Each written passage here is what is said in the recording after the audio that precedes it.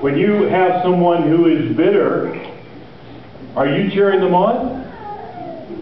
Or are you generally saying, hey, get over it?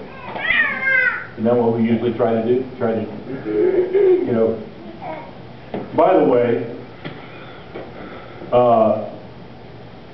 there's a good test that I'd like for you to think about. I want to take a little bit of a rabbit trail here.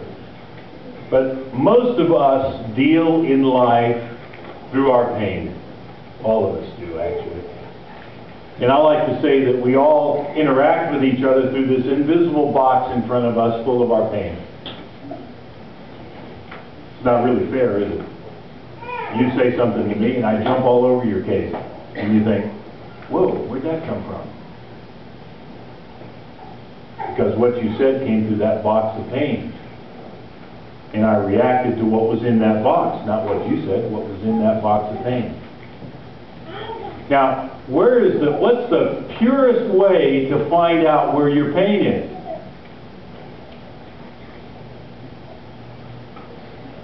If you come up to me and you say something to me or do something to me and I just get furious, well, that's not a really good situation for me to start analyzing where my pain is.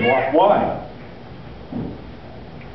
Because you and I are right in the thick of it, right?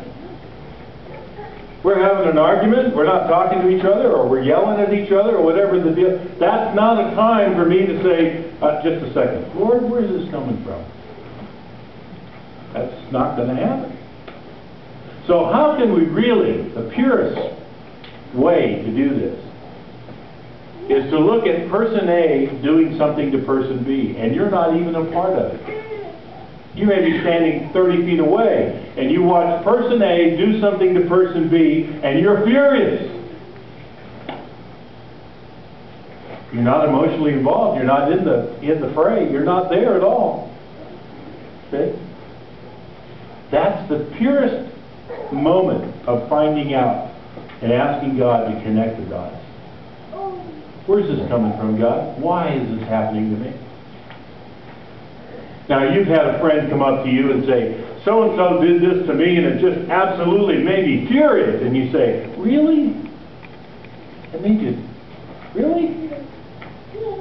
What that means is, that's not your pain. But if that same friend comes up to you and says, so-and-so did this to me and it just made me furious, and you say, oh, I hate it when people do that. Let's go, I'll hold him down, you beat him up. That's your pain. Follow?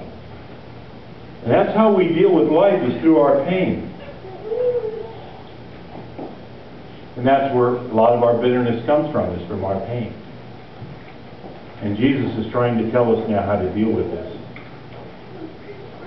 So let me continue to wrap up this, and then we're going to talk about some practical applications, okay?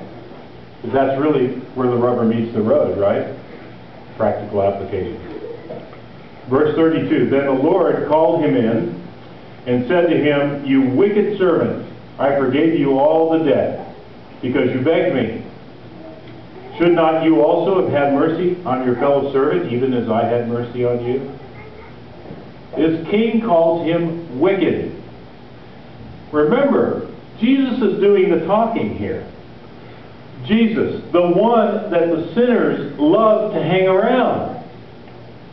Jesus calls a spade a spade. And he's saying the way this person treated his fellow man was wicked. It was wicked. It wasn't just unfortunate. It was wicked.